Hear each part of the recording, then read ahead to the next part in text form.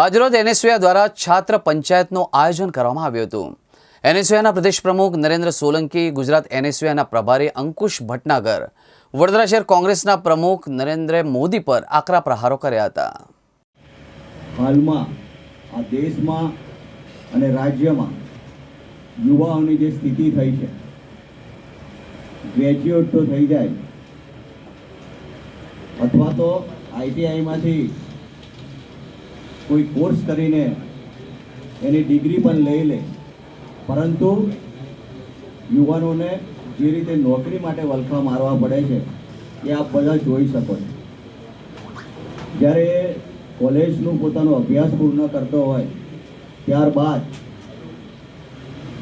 જે રીતે કદાચ ગવર્મેન્ટની કોઈ વખત ભરતીની જાહેરાત બહાર પડે તો આપ બધા જોતા હશો કે 5-15 હજાર જગ્યાઓ હોય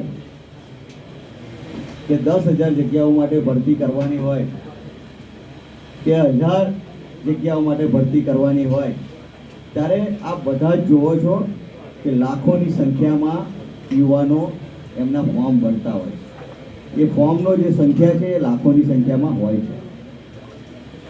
ભરતી 5-10 હજાર ઉપર હોય અને ફોર્મ ભરાય 25-30 લાખ, એટલે આ બધું જ આ બધાની સામે છે।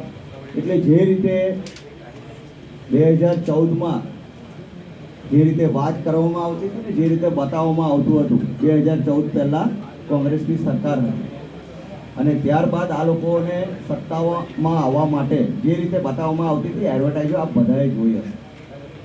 મોંઘવારીની આ થપ્પડ, રોજગારી બાબતે આ થપ્પડ, ये बड़ी एडवर्टाइजों की वक्त बताऊंगा। युवा परिवर्तन की ओर है, पूरे गुजरात में युवा कांग्रेस के साथ है।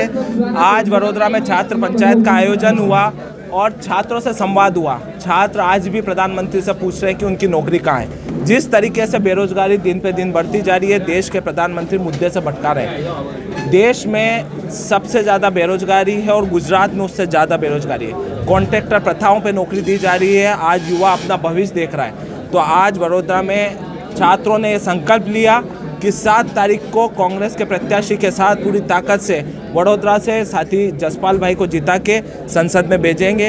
और इसी के साथ में हमारी कंटिन्यूस गुजरात के हर ज़िले में छात्र पंचायत का आयोजन हुआ है। पूरे गुजरात में कांग्रेस का बहुत अच्छा माहौल है और आप देखना 3 तारीख को निश्चित तौर पे कांग्रेस इंडिया अलायंस की सरकार बनेगी और राहुल गांधी जी प्रधानमंत्री बनेंगे।